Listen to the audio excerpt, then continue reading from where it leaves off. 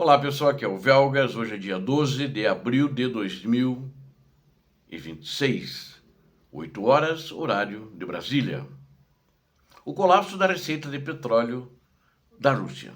Bom, vocês vejam só, vou falar basicamente nesse vídeo sobre o colapso que está acontecendo lá, né? Com dados, com fatos reais do que a Ucrânia fez para que isso acontecesse. Já está praticamente dizimado, aproximadamente, né, um número, 60% está dizimado da receita de petróleo da Rússia. Ou seja, eles não exportam mais. Quer dizer, não que não consigam mandar um navio isoladamente com petróleo e que passe pelos bloqueios que a Ucrânia faz e os países europeus fazem. É possível, mas não com a quantidade grande que eles faziam. Por exemplo, só no Mar Báltico saíam por dia entre 50 a 60 navios. Por dia não, por semana entre 50 a 60 navios. Então essa semana não saiu nenhum navio. Semana passada, né? Não saiu nenhum navio. Hoje é domingo, né? Então hoje começa a semana. Então, que até ontem não saíram navios.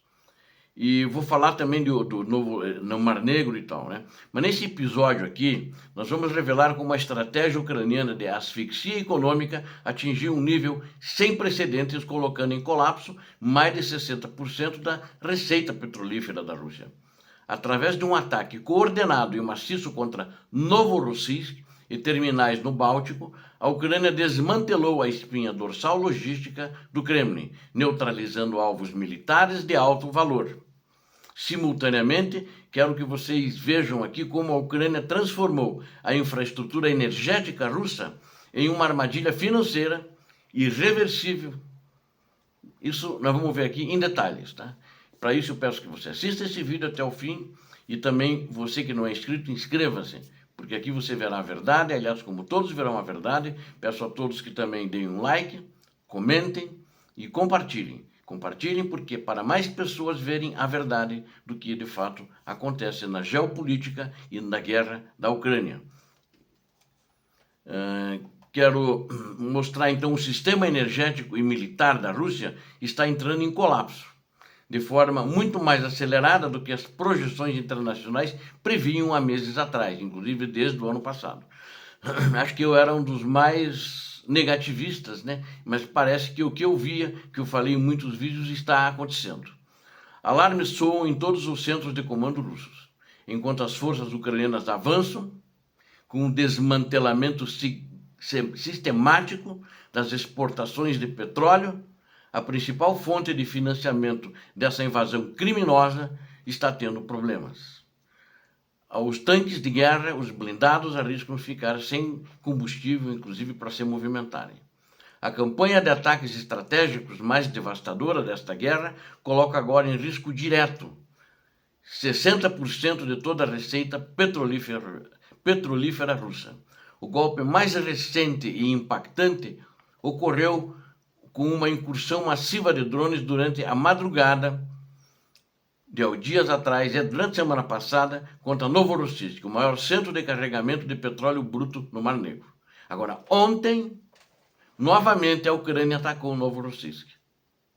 Quis deixar para falar isso aqui não no primeiro vídeo, com mais de 50 drones de longo alcance, que saturaram as defesas de Novorossiysk em mais um ataque, porque tinha informações de que eles estavam funcionando meio capenga. Então agora nem capenga mais. Então transformou em Porto num cenário de destruição absoluta na data de ontem, dia 11. Na noite de ontem. Por mais de uma hora, mísseis interceptadores de artilharia antiaérea russa dispararam incessantemente, mas a densidade desse ataque ucraniano de 50 drones conseguiu romper as barreiras defensivas da artilharia antiaérea russa. Ao amanhecer, 4 grandes focos de incêndio ainda consumiam o terminal petrolífero. Eu falo ao amanhecer porque a gente tinha essa informação por causa da diferença de fuso horário, né? Eles estão ali naquela região 6 horas na frente. Então, quando lá estava amanhecendo, aqui eu estava entre meia-noite e 1 hora da manhã. O terminal petrolífero de Cheskharis, ele gerou colunas de fumaça negra detectáveis por sensores de satélite. A escala da destruição, segundo as informações, é sem precedentes, com 6 das 7 plataformas de carregamento totalmente danificadas, com condições muito difíceis de reconstrução.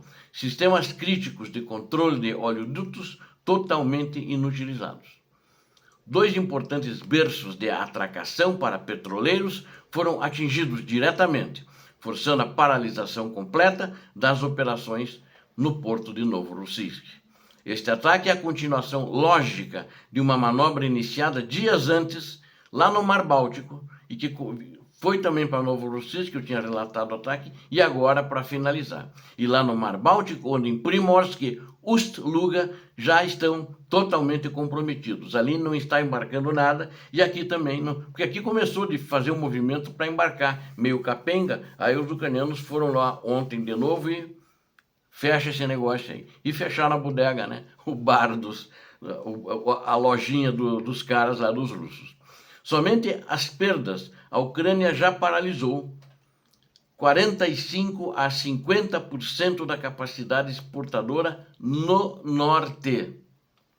No norte. E agora golpeia o núcleo logístico no sul. No norte é lá no Báltico. E o centro logístico sul, aqui no Novorossiysk, que é o maior porto, o Novorossiysk, exportador. Uma série de terminais que saem de Novorossiysk. Novorossiysk, em tempos de paz, movimentava 1/3 de todo o petróleo bruto russo. 1/3, né? E lá, 40%. Eu falei que, não sei, as informações que disseram que paralisaram 60%. Não sei que o pessoal não quis ser muito, não somou 30 mais 40, não sei a que matemática ou aritmética que eles fizeram, mas olhando assim, se eles movimentaram 30 e não podem mais movimentar, lá movimentavam 50, né? E aí 40, né? Movimentavam 40, daria 70, mas a informação que me deram, paralisamos 60%, talvez da exportação de petróleo e gás russa. Então, isso está efetivamente desativado para exportação em larga escala, Como eu disse, algum navio isolado pode sair, entrar furtivamente, sai, carrega e vai embora, isso pode acontecer. O impacto financeiro é severo, é imediato, superando a marca de $1 bilhão em perda de receita, em apenas poucos dias de operações ucranianas. Já se sabe, o clima no Kremlin, por causa disso, inclusive, está muito ruim. Já estava por causa dos ataques da semana passada. Ainda mais o de ontem, ficou pior o clima, com certeza, né? Porque cadê o dinheiro? A China não vai dar dinheiro assim, vão lá, então continuem a guerra, não vai dar. Os Estados Unidos não vai dar, nem podem, né? A Índia não vai dar, ninguém vai dar. Então, eles estão com um problema muito sério, a economia vai ter um impacto muito grande. E é um impacto financeiro severo, imediato, supera marcas de bilhões, né? Eu acho que ainda não dá para prever isso, mas é uma perda em poucos dias de operações ucranianas, já com impactos que começam a sofrer a partir da semana que vem, não vai entrar dinheiro para pagar as contas da guerra. No momento em que os preços globais do petróleo deveriam reforçar o caixa de Moscou, a Ucrânia impôs um estrangulamento estratégico irreversível. Eu acho que até quem autorizou, né, essa liberação das sanções, não notei nada, né, não tem nenhuma declaração, ninguém é bobo de fazer uma declaração sobre isso, mas acho que não deve estar feliz, porque a Ucrânia se impôs. Aí você liberou as sanções, eles podem exportar, ela se impôs, foi lá e destruiu os terminais exportadores. Aproveitando a sobrecarga das defesas aéreas da Rússia, a Ucrânia expandiu a operação para atingir alvos militares de altíssimo valor no mesmo perímetro, né? Drones ucranianos atingiram também, isso já relatei, as fragatas do almirante Makarov e almirante Grigorovich. Já isso faz acho que 2 semanas, forçando o acionamento inútil de sistemas de defesa de bordo contra a saturação aérea e não adiantou. Ali eles não abateram nenhum dos drones que atacaram esses alvos, né? Essas 2 fragatas. E a Makarov, que era o navio capitania, ou seja, era o chefe da armada de guerra da frota de navios de guerra da Rússia ali no Mar Negro. Foi pro pau também, né?